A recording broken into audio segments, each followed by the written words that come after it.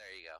I played the Japanese demo, and I definitely felt the Tails vibe, but I felt like the combat was slower than I would have liked. Hmm. Well, that's when I can bring up the next aspect of this gameplay, which I liked, and this game's main selling point, as well as the reason why it's called Akiba's Beat, is the Imagine Field system. Now, what the Imagine Field system is in the bottom left corner of the screen, you'll see like this sound dial, right? And as you fight, this dial fills up. When it hits full, you can activate Imagine mode. And what this does is it turns you into an anime music video, essentially. You can attack infinitely, you have super armor, your speed goes up, as well as your attack, and while you're fighting, like, anime opening style music is blaring in the background, and there's like all these special effects and shit that are going around, like when the mechanic is even introduced, Saki even goes, to activate it, all you need to do is put on the music, which is why everyone has headphones in this game, and just pretend you're in an awesome anime fighting music video. And yeah, that's literally what this mechanic is, and as such, they give you a bunch of different songs to choose from. And what's unique is each song not only has different lengths, but also different effects when they're activated. So it leads to some cool customization, you know? And I looked this up, but I never got a concrete answer. So I'm gonna assume the answer is no. But I really hope this game has a music import feature. Because, like, if it does, like, bruh, let me fucking rock out to, like, Rules of Nature while beating the fuck out of people, or fucking put on Limit Break X Survivor or some shit, you know? That'd be dope. But, yeah. Although I imagine one of the limitations would be, it has to be the exact same length as the song you're replacing, you know? I would And assume. of course, unless you know exactly, like, the decibels or whatever, it's gonna sound a little weird anyway. Yeah. Which, whatever, I'd still be fine with it. Yeah. But, so yeah, I thought that system was really cool, actually. I hope if Akiba's Beat ever gets a sequel, or, like, a second entry or whatever, hopefully they keep that mechanic, because that was pretty dope. As long as they finally get out of Akihabara, okay? Why? Why do you hate Akihabara so much? It's not even that I hate it, it's just that 3 times in a row? Stop. They should go Well, I to mean, it's Sakura called Haruka. It's kind of called the Akiba series for a reason.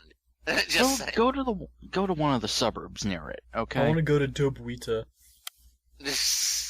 I want to go Okay, to sir. Sengoku. I want to go to fucking Osaka Castle. I want to go to the Warring States. I want to go to Shinjuku. I want to go to Shinjuku. Oh god, that's almost as overdone. I want to go to the latest Shinsengumi office. I want to go to Tokyo. I want to go to Tokyo. I want to go to North Korea. Jesus. No, that's the hard mode DLC. Fuck. But, the only other real aspect of gameplay I could really talk about is dungeon design. Which, I'll admit, the dungeon game of, this game's dungeon design is pretty fucking weak. Which is a shame, because the game's whole premise is about how people's delusions are creating an alternate plane of existence, which you can then traverse into, right? And while, yeah, the visuals do match the theming, so, like, for example, for the idol delusion, you know, you're basically on a sound stage, and, like, there's lights, and you can hear a crowd cheering, and there's pop music playing in the background, you know. But the shame of it is that for a majority of the game, all the dungeons follow pretty much a pretty similar pattern, right? And in terms of interactivity, you never really get much outside of, just activate a couple switches, which is pretty boring. So that's a real shame. That said, the last like 3 dungeons are actually pretty good because let's put it this way, even though they match the theme and you might be thinking, oh, it might be interesting to see worlds and stuff.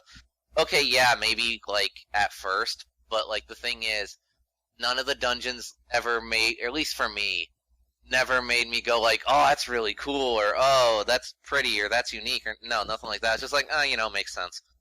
Pretty blasé reaction. Oh god, look at this snob.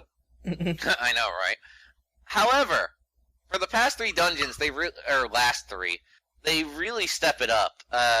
And this starts with the digital dungeon, which is a teleporter dungeon, and it looks like you just stepped inside the Matrix, and the graphics in there are actually really cool. I really like that. You say the Matrix, but don't you yeah. mean Mount Infinity?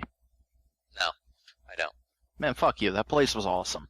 That said, though, I will say the final dungeon, especially if you're doing side quests, is a little bit overkill, because, let's put it this way, every dungeon has an average of like 5 or 6 floors, whereas the final dungeon has fucking 20 floors. And That's it? No, but here's the thing. Not only is it 20 floors, these floors are big. And if you're doing side quests, you're gonna have to leave and come back like 500 fucking times. It gets annoying.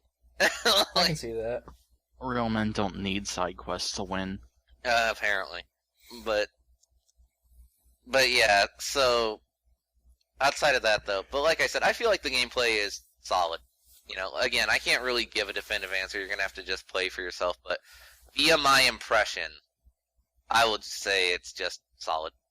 Yeah. Turns out it controls like butter. I mean, I've never heard anyone say that, so like maybe. Well, slippery controls, you know.